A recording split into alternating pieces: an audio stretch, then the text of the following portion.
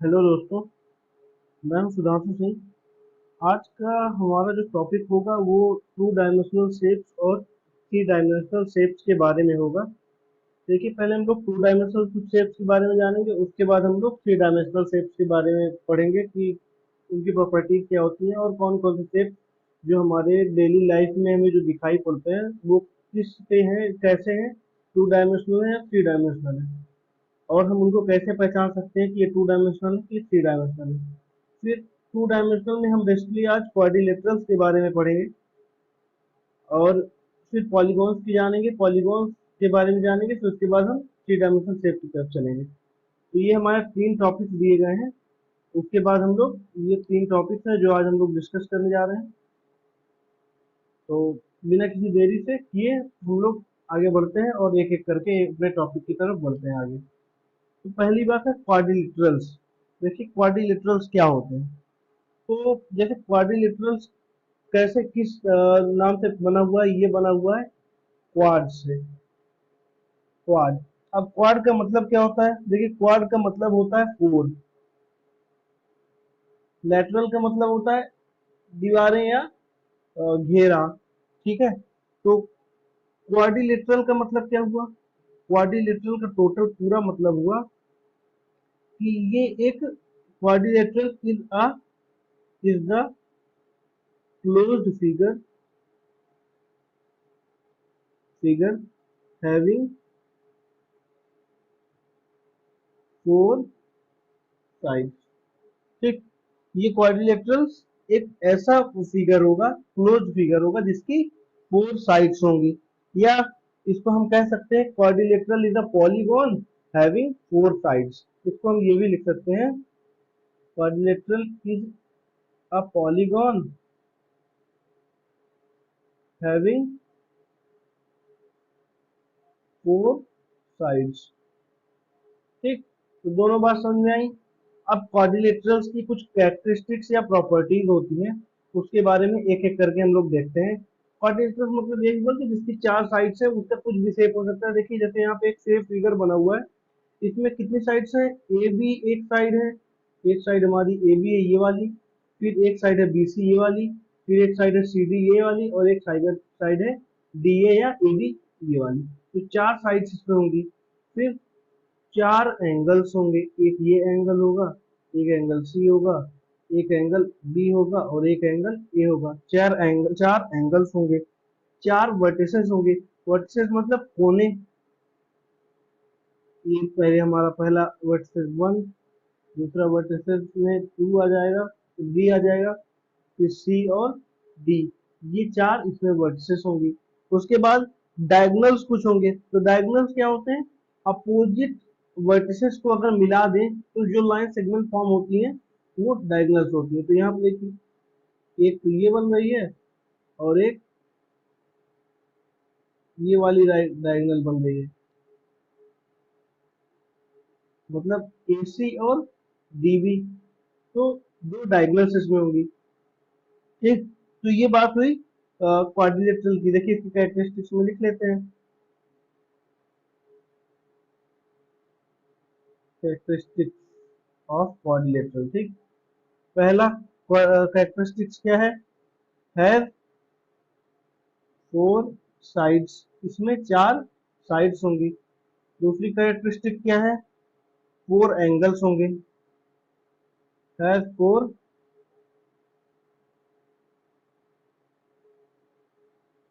ठीक है, क्वाड्रिलेटरल है फोर एंगल्स, समझ जाएंगे ना। एक बार फोर एंगल्स। तीसरी क्या हो जाएगी, फोर साइड्स हो गई, फोर एंगल्स हो गए। है फोर वर्टिसेस। है फोर वर्टिसेस। फिर हैज टू डायगोनल्स। ठीक, इसमें दो डायगोनल्स होंगे। ठीक। ये चार ऐसी कैरेक्टरिस्टिक्स होती है, बेसिक कैरेक्टरिस्टिक्स होती है जो हर एक कोऑर्डिनेटर में पाई जाती है। ठीक। अब इसके बाद कोऑर्डिनेटर्स कई टाइप के हो सकते हैं। कई तरह के फिगर्स होंगे जो कोऑर्डिनेटर्स के अंदर आएंगे। जैसे इसमें क्वाड्रिलेटर्स कौन कौन से होते हैं यार, डिफरेंट टाइप्स ऑफ क्वाड्रिलेटर्स हो सकते हैं, तो उसकी बात कर लेते हैं। Type of quadrilateral. अब टाइप्स में कौन कौन से फिगर्स जो हमारे होंगे क्वाड्रिलेटरल्स होंगे। देखिए एक हमारा सबसे पहला फिगर होगा रेक्टेंगल।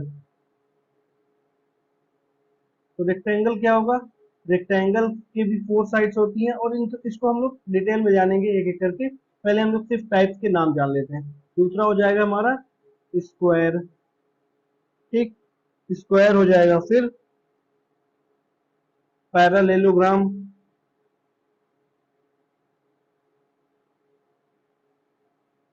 पैरेललोग्राम। उसके बाद रोम्बस।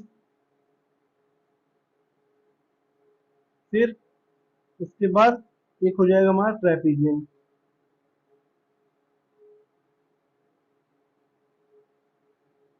ठीक है, तो ये कुछ 5 ऐसे फिगर्स होते हैं जो कि क्वाड्रिलेटरल्स होते हैं। तो अब हम लोग एक एक करके इनके सारे टाइप्स को अच्छे से जानते हैं, उनकी सारी कैरेक्टरिस्टिक्स को जानते हैं, और वो कैसे फॉर्म हो सकते हैं वो भी जानते हैं। ठीक है, चलिए सबसे पहले हमारी बात करते हैं स्क्वायर और रेक्टेंगल्स की। देखिए, तो पहले हम लोग यहाँ पे, अच्छा चलिए एक कॉलम बना लेते हैं, जिसमें एक साइड हम लोग स्क्वायर की बात करेंगे, एक साइड हम लोग रेक्टेंगल की बात करेंगे। ठीक, तो यहाँ पे होगी हमारी बात स्क्वायर की, और इधर साइड क्या होगी, रेक्टेंगल की बात। ठीक है, चलिए तो सबसे पहले हम लोग बात करते हैं रेक्टेंगल की। तो रेक्टेंगल देखिए, फर्स्ट पॉइंट, रेक्टेंगल कैसे बन सकता है या कैसे इसको फॉर्मेशन किया जा सकता है। तो हमारा जो ये फिगर, हमारा ए वाला फिगर, ये वाला फिगर है, ये फिगर किस चीज का है, रेक्टेंगल का है। और ये फिगर क्या है, ये स्क्वायर का फिगर है। ठीक, रेक्टेंगल बेसिकली अगर मैं ड्रॉ करना चाहूँ तो रेक्टेंगल कुछ ऐसा बनता है, और स्क्वायर अगर मैं ड्रॉ करना चाहूँ तो स्क्वायर हमारा कैसे बनता है। ठीक है, स्क्वायर हमारा ऐसा कुछ बनता है। ये सारे एंगल्स इसके 90 डिग्री के होते हैं। ठीक, तो देखिए अगर बात करें, ये जो फिगर है, ये दोनों रेक्टेंगल्स के फिगर है, और ये दोनों फिगर किसके हैं, ये दोनों स्क्वायर के फिगर है। तो चलिए देखते हैं इनमें इसको बनाया कैसे गया है। सबसे पहले बात करते हैं रेक्टेंगल की बना कैसे है। अगर हम लोग क्या करें, देखिए हमारे पास ज्योमेट्री बॉक्स में दो तरह के सेट स्क्वायर होते हैं। मैंने आपको ये चीज पहले बताया रखा है।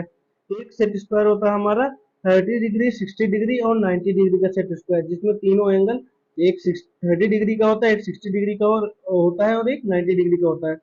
दूसरा सेट स्क्वायर होता है जिसमें एक एंगल उसका कितने डिग्री का होता है, 45 डिग्री का होता है, दूसरा भी 45 डिग्री का होता है, और तीसरा एंगल क्या होता है, 90 डिग्री का होता है। ठीक, तो ये दो तरह के सेट स्क्वायर होते हैं। तो अगर रेक्टेंगल को हमें फॉर्म करना है तो हमें किस तरह के सेट स्क्वायर चाहिए, हमें दो सेट स्क्वायर चाहिए जिसका मेजरमेंट क्या हो, 30 डिग्री, 60 डिग्री और 90 डिग्री का हो। यहाँ पे जो ये सेट स्क्वायर दिख रहा है, इसका मेजरमेंट क्या है, एक का मेजरमेंट हमारा 30 डिग्री है, दूसरे का मेजरमेंट 60 डिग्री है, और तीसरे का मेजरमेंट क्या है, 90 डिग्री है। ठीक, तो हमने क्या किया, दो सेट स्क्वायर्स को प्लेस किए। ये देखिए एक सेट स्क्वायर ये वाला है,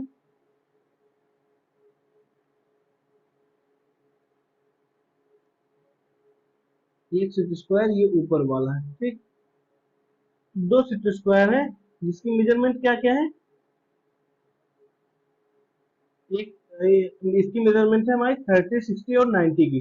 तो इन दोनों सेट स्क्वायर को अगर हम इस तरह इस कॉम्बिनेशन से सेट करते हैं तो ये हमारा कौन सा फिगर देता है, ये एक रेक्टेंगल का फिगर देता है। ठीक, अब रेक्टेंगल जान गए आप लोग क्या होता है, इस तरह का होता है। ठीक, इसको हम लोग नाम दे देते हैं ए, बी, सी और डी। ये इसमें डायगोनल्स होंगी, ये कट कर रही होगी कुछ इस जगह पे, यहाँ पे। ठीक है, यहाँ पे पॉइंट को बाइसेक्ट कर रही होगी एक दूसरे को। तो चलिए इसकी प्रॉपर्टीज की बात जान लेते हैं, कैरेक्टरिस्टिक्स जान लेते हैं, इसकी कैरेक्टरिस्टिक्स या प्रॉपर्टीज क्या होती है। ठीक, triangle has four sides, sorry, rectangle has four sides, और इसकी चारों साइड्स कैसी होती हैं, दिख रही होंगी आपको, ठीक है। और ये कैसे बन रही है, 30, 60 और 90 डिग्री बन रही होती है। अब इसकी प्रॉपर्टीज क्या क्या होती है, प्रॉपर्टीज में देखते हैं। अपोजिट साइड्स इसकी इक्वल होती हैं, opposite sides are equal. Opposite sides कैसी होती हैं, इक्वल होती है। जैसे कौन कौन सी, तो यहाँ पे अगर मैं इस फिगर को भी नाम लूं, ए बी सी और डी का, अपोजिट साइड्स इक्वल है, तो कौन कौन सी साइड्स इक्वल है, A B equal to C D and A B equal to B C. ठीक बात है। ये दो साइड्स कौन सी होंगी, एक दूसरे के इक्वल होगी। एक साइड हमारी ए बी और सी डी, ये दोनों एक दूसरे के इक्वल होंगी, फिर ए डी और बी सी भी एक दूसरे के इक्वल होंगी। उसके बाद सेकंड प्रॉपर्टी क्या है इसकी, अपोजिट साइड्स पैरेलल होती है। पैरेलल का मतलब एक दूसरे को कभी इंटरसेक्ट नहीं कर सकते, अपोजिट साइड मतलब ए बी सी डी को कभी इंटरसेक्ट नहीं करेगी, एक दूसरे को कभी कट नहीं करेंगी। तो A B is parallel to C D, ठीक, और A D is parallel to B C, ठीक। तो ये दोनों साइड्स क्या होंगी, एक दूसरे के पैरेलल होंगी। फिर थर्ड प्रॉपर्टी क्या होंगी, थर्ड प्रॉपर्टी इसके जो सारे एंगल्स होंगे वो 90 डिग्री के होंगे। Each angle is of 90 degree और राइट एंगल, सारे एंगल्स इसके राइट 90 डिग्री होंगे या तो राइट एंगल होंगे। मतलब angle A is equal to angle B is equal to angle C equal to angle D. ये सारे एंगल कितने डिग्री के होंगे, 90 डिग्री के होंगे। इसकी बात अभी नहीं कर रहे हैं, ये स्क्वायर है, इसकी बात हम लोग अभी थोड़ी देर बात करेंगे। क्वेश्चन इसका प्रॉपर्टी नंबर 4 देखते हैं। प्रॉपर्टी 4 क्या कह रही है, प्रॉपर्टी 4 कह रही है इसके डायगोनल जो होंगे वो इक्वल होंगे। डायगोनल कौन कौन से हैं, ए डी ए सी और बी डी, दो डायगोनल्स हैं। डायगोनल्स आर इक्वल, कौन कौन से, ए सी इक्वल टू बी डी, ठीक। तो दोनों डायगोनल्स इक्वल होंगे। फिर diagonals bisect each other eight 90 degree, ठीक है।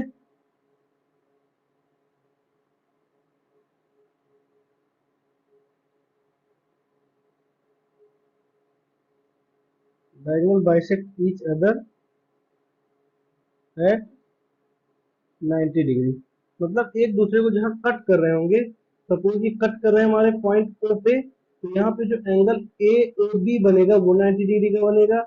एंगल बी ओ सी जो बनेगा वो भी 90 डिग्री का बनेगा। एंगल जो हमारा सी ओ और डी है वो भी 90 डिग्री का बनेगा। फिर एंगल ए ओ डी जो होगा वो भी 90 डिग्री का फॉर्मेशन कर रहा होगा।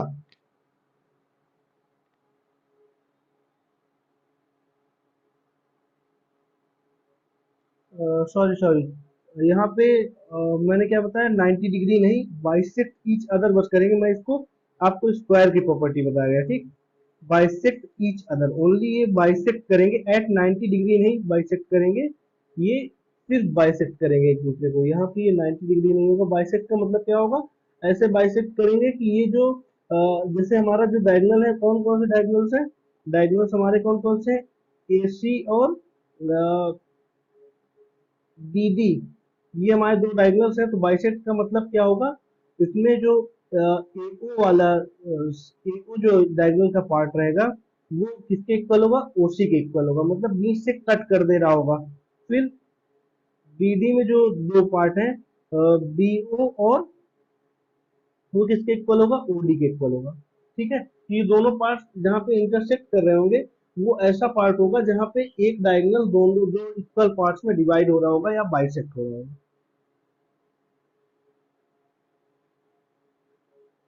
ठीक है। चलिए बात करते हैं हम लोग, ये कुछ प्रॉपर्टीज थी रेक्टेंगल की। अब बात करेंगे स्क्वायर की।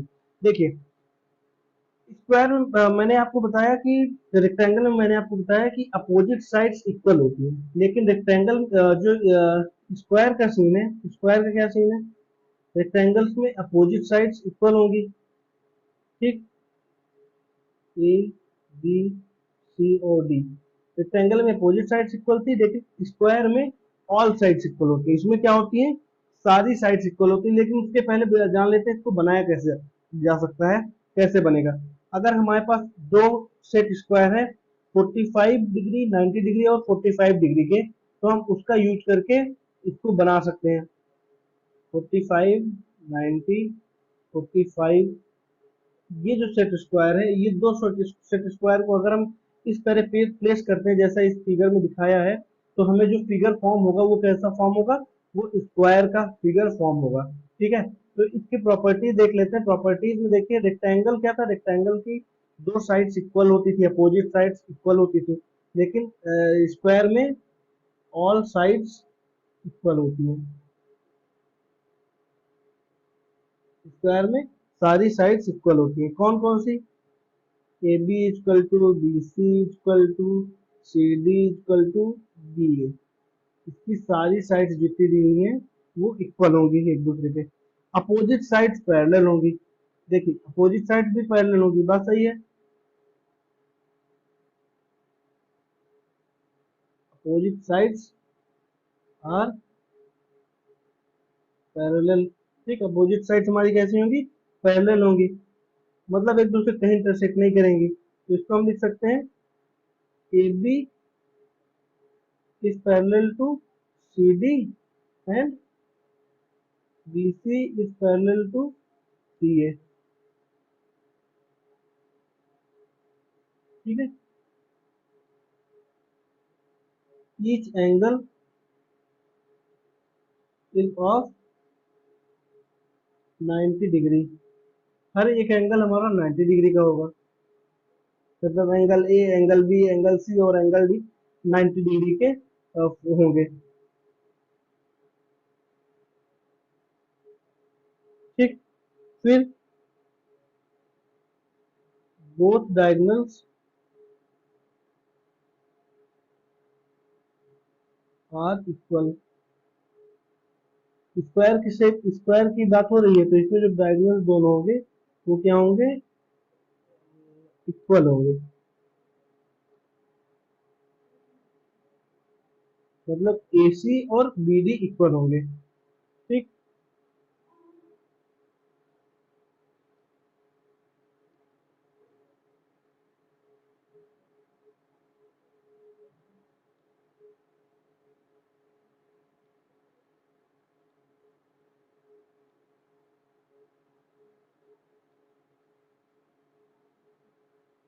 ठीक है।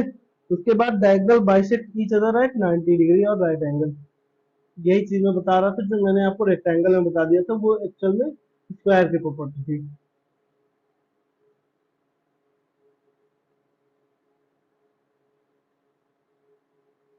Bisect each other at right angle, एक दूसरे कहाँ पे बाइसेक्ट करते हैं, राइट एंगल पे बाइसेक्ट कर रहे होंगे। ठीक, राइट एंगल में बाइसेक्ट करने का मतलब कि एक तो डायगोनल में ए सी इक्वल ए ए ये ओ है अगर, तो ए ओ इक्वल टू ओ सी होगा और D O equal to O B होगा। दूसरी बात, एंगल जो ए ओ बी बनेगा वो 90 डिग्री का बनेगा, बी ओ सी जो बनेगा वो भी 90 डिग्री का बनेगा, सी ओ डी जो बनेगा वो भी 90 डिग्री का बनेगा, और एंगल ए ओ डी जो बनेगा वो भी 90 डिग्री का फॉर्मेशन कर रहा होगा। ठीक, तो ये स्क्वायर और रेक्टेंगल था। अब बात करेंगे हम लोग पैरेललोग्राम और रोम्बस की। देखिए यहाँ पे दो फिगर दिख रहे हैं, ये फिगर और एक ये फिगर। तो अगर मैं इसको बनाना चाहूँ तो ये कुछ ऐसा बना हुआ है,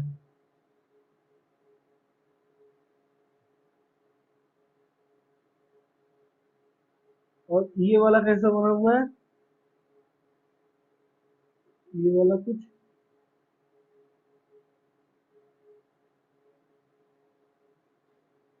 शेप का बना हुआ है। तो ये जो हमारा ऊपर वाला फिगर है ये क्या है?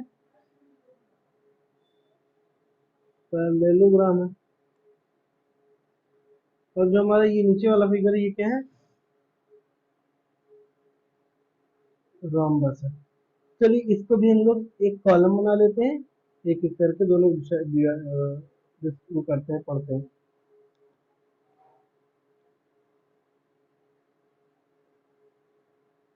पैरेललोग्राम पहला हमारा रहेगा, फिर रोम्बस रहेगा। ठीक है, देखिए पहले बात करते हैं पैरेललोग्राम की। देखिए पैरेललोग्राम बनता कैसे है? तो पैरेललोग्राम को बनाने के लिए हमारे पास सेट स्क्वायर चाहिए दो। कौन से? 30, 60 और 90 वाला। कौन से चाहिए? 30, 60, 90 डिग्री वाला जो हमारा सेट स्क्वायर होता है, वो दो सेट स्क्वायर चाहिए। और उसको अरेंज करना है जैसे इस फिगर में दिख रहा है, कुछ इस तरह। अगर ऐसे अरेंज करते हैं तो ये फिगर हमारा जो बनेगा वो क्या बनेगा? पैरेललोग्राम का बनेगा। अब मैं यहाँ पे इसको नेम कर दे देता हूँ ए बी और सी डी का। ठीक, देखिए बेसिकली पैरेललोग्राम जो होते हैं, जो हमारे रेक्टेंगल्स होते हैं, वो एक तरह से पैरेललोग्राम होते हैं। ठीक है, लेकिन सभी पैरेललोग्राम जो हो सकते हैं वो रेक्टेंगल नहीं हो सकते। ठीक है, तो अब हम लोग इसकी एक एक करके प्रॉपर्टीज की बात कर लेते हैं। तो ये एक क्वाड्रिलेटरल होता है जिसकी फोर साइड्स होती है, और ये कैसे बनता है? 30, 60 और 90 डिग्री के जो सेट स्क्वायर होते हैं, उनको दो सेट स्क्वायर को कुछ ऐसे अरेंज करना पड़ता है जिससे हमें पैरेललोग्राम का फॉर्मेशन मिलता है या फिगर मिलता है। ठीक है, अब इसकी कुछ प्रॉपर्टीज होती हैं, तो प्रॉपर्टीज में हम लोग देखते हैं क्या है प्रॉपर्टीज। इसकी जो अपोजिट साइड्स होंगी ना वो इक्वल होंगी। अपोजिट साइड्स क्या होंगी? इक्वल होंगी। ठीक, मतलब A B equal to D C होगी, और A B equal to D C होगी, और A B equal to B C होगी। ठीक, तो ये दोनों साइड्स इक्वल होंगी। अपोजिट साइड्स आर पैरेलल भी होंगी। इसकी जो अपोजिट साइड्स होंगी वो पैरेलल भी होंगी। क्या होंगी? अपोजिट साइड्स पैरेलल भी होंगी।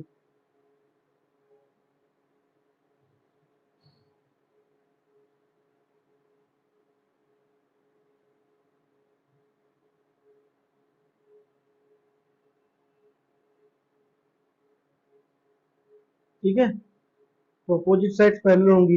लेकिन देखिए इसका मेन जो क्या कहते हैं, मैंने वो बताया था, प्रॉपर्टी बताई थी आपको।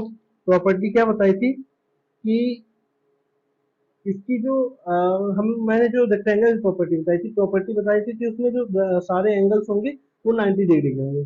लेकिन पैरेललोग्राम के केस में ऐसा नहीं होता। पैरेललोग्राम के केस में क्या होता है? इसके अपोजिट एंगल्स जो होते हैं वो इक्वल होते हैं। मतलब हमारा ये वाला एंगल और ये वाला एंगल इक्वल होगा, और angle A equal to angle C होगा, angle B equal to angle D होगा, और angle A equal to angle C होगा। ठीक, तो इसमें अपोजिट एंगल्स इक्वल होते हैं, अपोजिट साइड्स इक्वल। इसके सारे एंगल्स 90 डिग्री के नहीं होते, और अपोजिट एंगल्स इक्वल होते हैं। ठीक, इसमें क्या होता है? Opposite angles are equal. ठीक, इसमें अपोजिट एंगल्स इक्वल होंगे। Angle A equal to angle C कर सकते हैं, या इसको हम बोल सकते हैं angle B equal to angle B. ठीक, अपोजिट एंगल इक्वल होंगे। और फिर जो डायगोनल्स होंगी, डायगोनल्स एक दूसरे को क्या करेंगी? बाइसेक्ट कर रही होगी, बाइसेक्ट कर रही होगी। ठीक, इस पॉइंट पे बाइसेक्ट कर रही होगी। डायगोनल बाइसेक्ट ईच अदर, एक दूसरे को बाइसेक्ट करेंगे। यही बस इतनी प्रॉपर्टीज है पैरेललोग्राम की। ठीक, अब हम बात करेंगे रोम्बस की। तो रोम्बस देखिए एक तरह के स्क्वायर के शेप में होता है। इसकी सारी साइड्स इक्वल होती हैं, लेकिन इसके सारे एंगल्स 90 डिग्री के नहीं होते। ठीक, तो रोम्बस को बनाया कैसे जा सकता है, सबसे पहले हम वो बात करते हैं। इसके लिए हमें सेट स्क्वायर चाहिए 30, 60 और 90 के 4 सेट स्क्वायर चाहिए। कितने 4 सेट स्क्वायर चाहिए? 4। 4 नंबर्स ऑफ सेट स्क्वायर चाहिए 30, 60 और 90 के। और चारों को हम कुछ ऐसे अरेंज करेंगे जैसे इस फिगर में दिखा रहा है। तो हमें जो एक क्वाड्रिलेटरल मिलेगा, वो क्वाड्रिलेटरल कैसा मिलेगा? रोम्बस के शेप का मिलेगा। ठीक है, तो इसको हम नाम दे देते हैं ए बी। इसको सॉरी, यहाँ पे बी रखेंगे।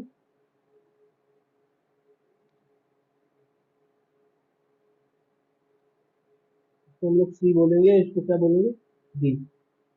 ये हमारी इसकी डायगोनल्स होंगी। ये ओ पॉइंट पे एक दूसरे को कट कर रही होंगी। तो इसके देखिए प्रॉपर्टीज में अगर देखें तो इसके 4 साइड्स होंगी और चारों चारों साइड क्या होंगी?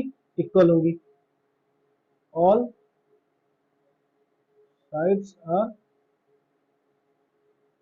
इक्वल। चारों साइड्स क्या होंगी? इक्वल होंगी। फिर अपोजिट साइड्स पैरेलल होंगी।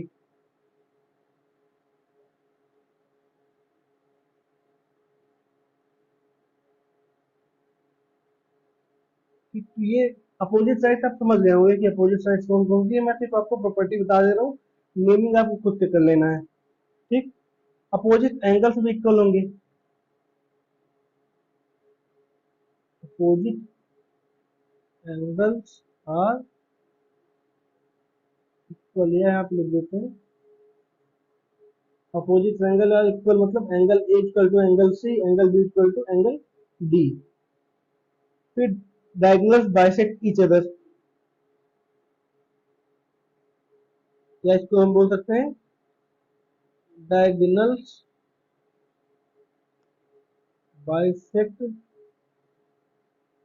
Each other at right angle. ठीक, 90 डिग्री पे कट करेगा। इसको हम कैसे बोलेंगे? बाइसेक्ट ईच अदर को कहेंगे हम लोग O A equal to O C, comma O B equal to O D. ठीक, ये बाइसेक्ट कर रही होगी। और दूसरी बात क्या है? Angle A O C equal to angle B O C equal to angle C O D equal to angle D O A. और ये सारे किसके इक्वल होंगे? 90 डिग्री के इक्वल होंगे। मतलब ये सारे क्या होंगे? राइट एंगल होंगे। समझ में आया बात? तो ये प्रॉपर्टी हमारी क्या की थी? प्रॉपर्टी थी हमारी रोम्बस की। अब बात करेंगे ट्रेपेजियम की। देखिए ट्रेपेजियम में भी 4 साइड्स होती है। ये एक तरह का कोऑर्डिनेशन होता है, ए बी सी और डी। ठीक, ये भी एक तरह का क्वाड्रिलेटरल होता है जिसकी 4 साइड्स होती हैं। अब इसकी कंडीशन क्या है? देखिए ट्रेपेजियम की कंडीशन क्या है और ये कैसे फॉर्म हो सकता है। तो कई अलग अलग सेट स्क्वायर्स को यूज करके हम लोग इसको फॉर्म कर सकते हैं। इसमें कोई कंडीशन नहीं दी गई है कि ऐसे ही 2 सेट स्क्वायर का यूज करना है। तो इसमें कई सेट स्क्वायर का, सेवरल सेट स्क्वायर्स का यूज करके हम ट्रेपेजियम को फॉर्म कर सकते हैं। और ये कुछ इसका जो फिगर बनता है ये कुछ इस तरह का बनता है। थोड़ा सा लाइन से अच्छी हो गई।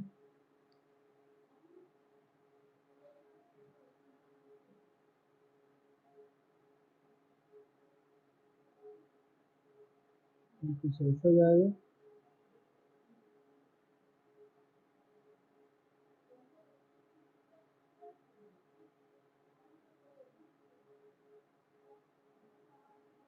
ये जो फिगर बन रहा होगा ये कैसा बन रहा होगा? ट्रेपेजियम को फॉर्म कर रहा होगा। ठीक, अब इसकी बात करते हैं। तो इसमें देखिए 4 साइड्स ही हैं। अब इसकी प्रॉपर्टीज क्या हो सकती है? इसकी प्रॉपर्टीज में एक ही प्रॉपर्टी होती है कि इसके अपोजिट, एक पेयर ऑफ अपोजिट साइड्स क्या होंगी? पैरेलल होंगी। मतलब इसकी एक पेयर अपोजिट साइड्स का एक पेयर पैरेलल होता है। तो इसकी प्रॉपर्टीज पे देखिए लिखते हैं। A pair of opposite sides are parallel। इसमें कौन कौन सी पैरेलल है? A B is parallel to C D. देखिए कौन सी ए बी लाइन सेगमेंट किसके पैरेलल होगी? सी डी के पैरेलल होगी। ठीक, तो इसकी सिर्फ एक ही प्रॉपर्टी होती है ट्राइपेजियम को पहचानने की कि इसकी 4 साइड्स होगी और ये एक क्वाड्रिलेटरल तो हैविंग 4 साइड्स और एक pair of opposite sides is parallel. ठीक है, तो एक पेयर अपोजिट साइड का पैरेलल होगा। अब बात करते हैं कुछ पॉलीगॉन्स की कि पॉलीगॉन्स क्या होते हैं। देखिए पॉलीगॉन्स मैंने आपको पहले बताया कि पॉलीगॉन्स मतलब जो कई नंबर्स ऑफ साइड्स से मिलकर के कोई एक फिगर क्लोज फिगर बनता है उसके हम पॉलीगॉन कहते हैं। अब पॉलीगॉन कई टाइप्स के हो सकते हैं, कई कई हो सकते हैं पॉलीगॉन्स। तो वो कौन कौन से हो सकते हैं? देखिए पॉलीगॉन्स में देखिए एक हमारा triangle, quadrilateral, pentagon, hexagon, octagon, जितने भी ऐसे फिगर्स आते हैं सारे पॉलीगॉन्स के अंदर आते हैं। ठीक है, तो हमारा जो पॉलीगॉन मतलब कई डिफरेंट साइड्स से मिलकर के बनता है तो वो क्या कहलाता है? पॉलीगॉन्स होता है, कहलाता है। अब देखिए ठीक है, तो ये जो हमारे सारे फिगर्स हैं वो क्या है? पॉलीगॉन्स है। तो यहाँ पे जो ट्रायंगल होगा हमारा, ट्रायंगल कैसा होता है? ऐसा होता है जैसे इस फिगर में बना हुआ है। तो ये क्या होता है? एक क्लोज फिगर होता है। कितने साइड से मिलकर के बना होता है? 3 साइड से मिलकर बना होता है, इसलिए हम इसको ट्राई एंगल बोलते हैं। ठीक, ट्राई एंगल्स बोलते हैं। फिर उसके बाद क्वाड्रिलेटरल हमारा 4 साइड से मिलकर बना होता है। तो ये किसी भी शेप का हो सकता है। तो इसमें कितने साइड्स होती हैं? 4 साइड्स होती हैं। इसको हम क्या बोलते हैं? क्वाड्रिलेटरल। फिर उसके बाद पेंटागन होता है। पेंटागन मतलब पेंट मीन 5 और इसकी 5 साइड्स होती हैं। तो वो देखिए जैसे इसकी बनी हुई है, ये हो गया। तो इसमें क्या हो गई? 5 साइड्स होगी, तो इसको हम क्या कहेंगे? पेंटागन। मतलब pent means 5, quad means 4, tri means 3 और यहाँ पे हेक्स मीन्स 6, ऑक्ट मीन्स 8। ठीक है, तो ये हो गए हमारे फिगर्स। फिर हेक्सागन हो गया जिसकी 6 साइड्स होंगी, 1 2 3 4 5 एंड 6। ऑक्टागोन में 8 साइड्स होंगी, 1 2 3 4 5 6 7 8। तो ये बेसिकली क्या था? ये पॉलीगॉन सारे अलग अलग टाइप के पॉलीगॉन है जिसमें डिफरेंट नंबर्स ऑफ साइड्स हैं और उसी डिफरेंट नंबर ऑफ साइड्स के अकॉर्डिंग इनको नाम दिया गया है, जैसे ट्रायंगल, क्वाड्रिलेटरल, पेंटागन, हेक्सागन और ऑक्टागन। ठीक है, चलिए बात करते हैं अब कुछ एप्लीकेशंस की जो कि हमारे पॉलीगॉन्स पे बेस्ड है। ठीक है, देखिए जैसे हमारा ब्रिज बनते हैं, जो कुछ ब्रिज बनते हैं वो कैसे बन रहे होते हैं? वो बन रहे होते हैं कुछ ये ट्रायंगुलर शेप्स का यूज करके उसको बनाया जा रहा होता है या कंस्ट्रक्ट किया जा रहा होता है। ये कुछ ट्रायंगुलर शेप्स के होते हैं ना, देखिए ऐसे कुछ। तो ये इसलिए बनाए जाते हैं क्योंकि ये बहुत ज्यादा मजबूत होते हैं। तो कंस्ट्रक्शन में भी ये एप्लीकेशन है बेसिकली किसके? कुछ हमारे पॉलीगॉन्स के एप्लीकेशन है।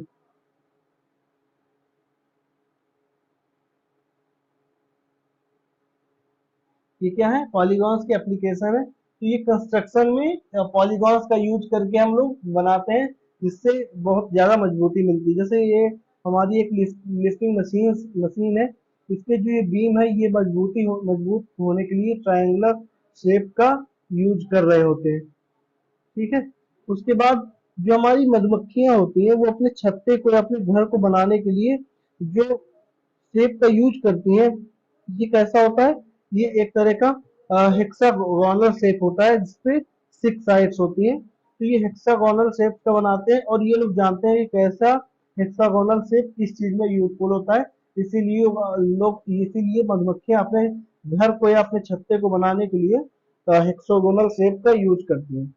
अब बात करेंगे हम लोग 3 डायमेंशनल शेप की। देखिए 3 डायमेंशनल शेप का मतलब होता है कुछ ऐसे शेप्स। देखिए अभी तक हमने पढ़ा जो वो ऐसे शेप थे जो एक प्लेन पे थे। एक प्लेन में कौन कौन थे? ट्राइंगल था, सर्कल था, क्वाड्रिलेटरल था। ये सारे जो क्लोज फिगर थे ये क्या में थे? एक एक प्लेन में थे।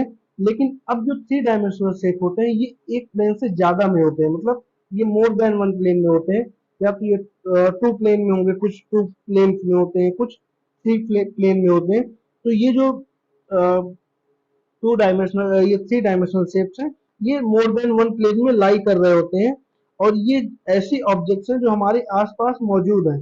देखिए, अगर हम अपने आसपास किसी भी चीज को देखें, या तो हम लोग देखिए सिलेंडर्स को देख रहे हो, तो सिलेंडर भी एक तरह का थ्री डायमेंशनल शेप है।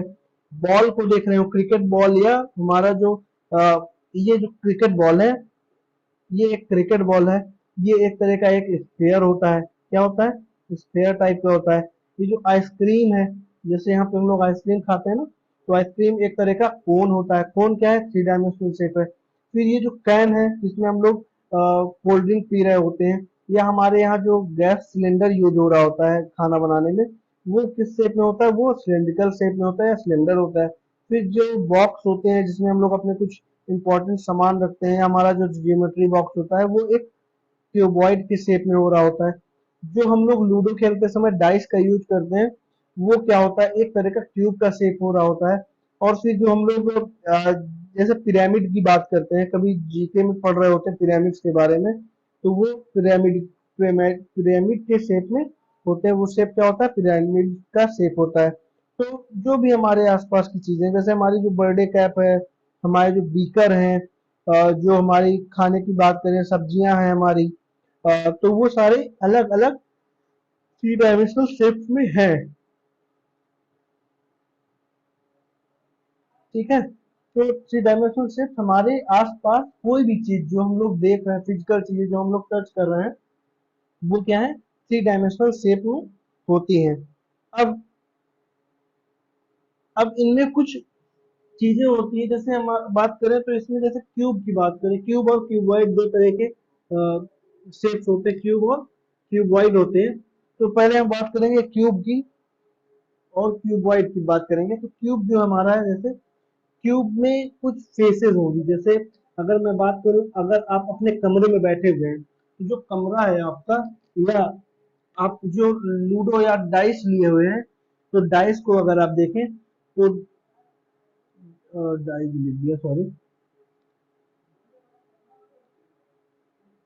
ठीक है, तो ये जो आप कमरे में बैठे हुए हैं, तो उसकी एक तरफ की जो पूरी फेस है, ये वाला, और ये जो पूरा पार्ट है, ये क्या कहलाएगा? उसका फेस कहलाएगा। मतलब आप अपनी पूरी छत देखिए, तो ये पूरी छत क्या कहलाएगी? फेस कहलाएगी। एक साइड की पूरी दीवार देखेंगे तो वो भी एक तरह का फेस होगा। दूसरी साइड की देखेंगे, फिर नीचे देखेंगे, तो ये सारे क्या है? फेसेस हैं। तो क्यूब में जो नंबर ऑफ फेसेस होंगे, लगभग कितने होंगे? वो सिक्स फेसेस होंगे। कितने? सिक्स फेसेस होंगे क्यूब में। फिर एजेस क्या होती हैं? जो एक तरफ का किनारा, पूरा कोना होता है, ये वाला पार्ट, ये वाली लाइन, ये क्या कहलाती है? ये एज कहलाती है। ठीक, ये क्या कहलाएगी? एज कहलाएगी। तो एक फेस में कितने एज हो गए? चार। इस फेस में चार एज हो गए। फिर इस फेस की बात करें तो इसमें भी चार एजेस हैं, ये वाले। ठीक है, ऊपर भी चार एजेस होंगे, नीचे भी चार एजेस होंगे। टोटल एजेस कितने होते हैं? टोटल कुछ 12 एजेस होंगे क्यूब में। फिर वर्टेक्स क्या है? ये जो सारे पॉइंट्स हैं, ये कोने, ये सारे कोने कितने हैं? ये सारे वर्टेक्स कहलाएंगे। क्या कहलाएंगे? वर्टेक्स कहलाएंगे। देखिए, क्यूब की बात कर रहे थे। क्यूब में क्या होते हैं? सारे जो एजेस होते हैं, वो इक्वल होते हैं।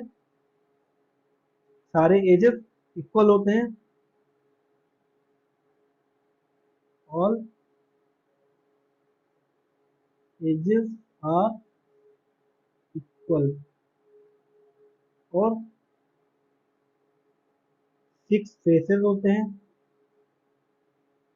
12 एजेस होते हैं।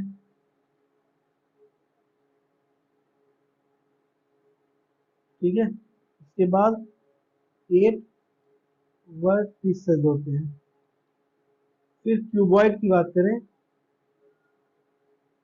क्यूबॉइड जैसे हमारी किताबें, तो हमारी जो कॉपियां हैं वो क्यूबॉइड है। एक बॉक्स ज्योमेट्री बॉक्स वो भी एक तरह का क्यूबॉइड है। तो इसको अगर फॉर्म करना चाहें तो ये कुछ ऐसा बनेगा।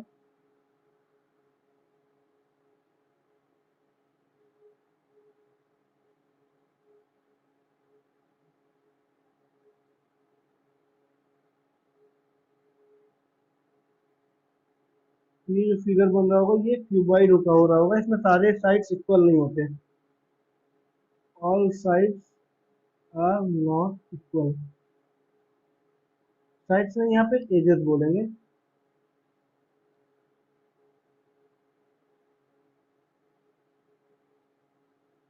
आर नॉट इक्वल, ठीक है। फिर इसमें कितने फेसेस होंगे? 6 फेसेस इसमें भी होंगे,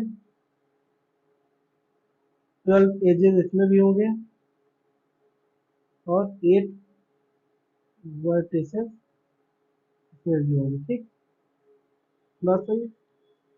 अब कुछ और भी थ्री डायमेंशनल शेप्स होते हैं हमारे पास, जैसे कि सिलेंडर होता है। यहाँ पे कुछ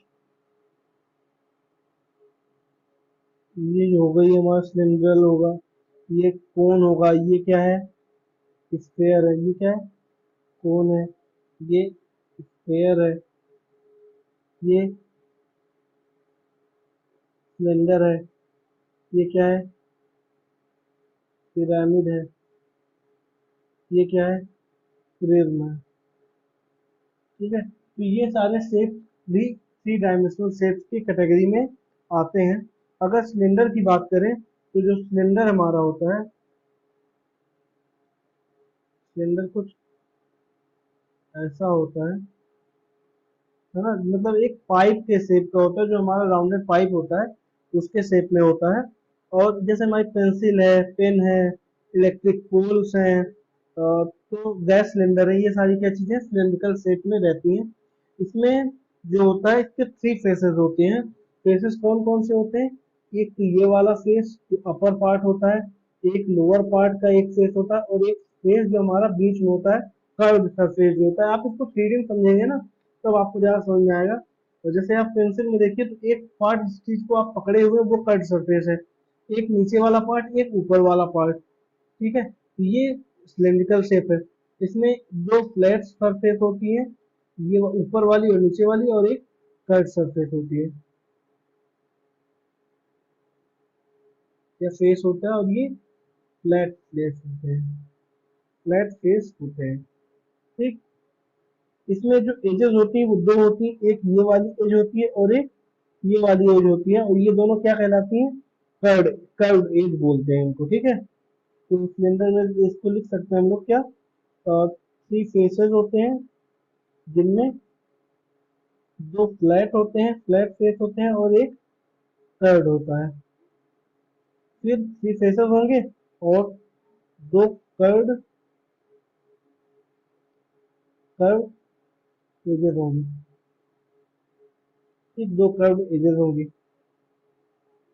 ठीक है। तो ये बात हुई इसकी। फिर कोन की बात करें तो कोन में देखिए एक एक वर्टेक्स होगा, ये कर्व सरफेस होगी। इन सब चीजों के बारे में हम लोग थोड़ा डिटेल में अपने हायर क्लासेस में बात करेंगे। यहाँ पे आप लोगों को कुछ बेसिक की जानकारी चाहिए थी, तो मैंने वो आपको बता दिया है। फिर थोड़ा सा प्रिज्म की बात कर लेते हैं। तो प्रिज्म में देखिए, तो प्रिज्म क्या होता है? प्रिज्म में एक रेक्टेंगुलर बेस होगा। अगर आप पीछे की बात करें तो ये जो हमारा बेस होगा वो कैसा होगा? रेक्टेंगुलर बेस होगा। दो ट्रायंगुलर शेप्स होंगी, तो ठीक है, दो ट्रायंगुलर फेस होंगे, एक ये वाला, एक इसके अपोजिट साइड वाला। वन टू थ्री, थ्री ऐसे शेप फेसेस होंगे जो रेक्टेंगुलर होंगे, ठीक है। तो इसमें कुछ रेक्टेंगुलर फेसेस होते हैं और कुछ ट्रायंगुलर फेसेस होते हैं। जो ट्रायंगुलर फेसेस होते हैं उनको हम बेस कहते हैं, ठीक है। तो वो प्रिज्म था, ठीक है। तो चलिए, अब इन सब चीजों के बारे में हम लोग अपने हायर क्लासेस पे बहुत अच्छे से डिटेल में पढ़ेंगे। अभी आपको सिर्फ इतनी जानकारी यहाँ पे आपके लिए पर्याप्त है या ठीक है? आपके एनसीईआरटी बुक में इसके बारे में सिर्फ इतना ही दिया हुआ है। तो हम लोग अपने हायर क्लासेस में एक एक शेप्स के बारे में बहुत अच्छे से बहुत ज्यादा में डिस्कस करेंगे। तो आज की क्लास हम लोग यही खत्म करते हैं। नेक्स्ट वीडियो में हम लोग उनसे रिलेटेड जो एक्सरसाइज में क्वेश्चन था उनको डिस्कस करेंगे। ठीक, तो मिलते हैं आपसे नेक्स्ट वीडियो में। आज की वीडियो यहीं पर, थैंक यू।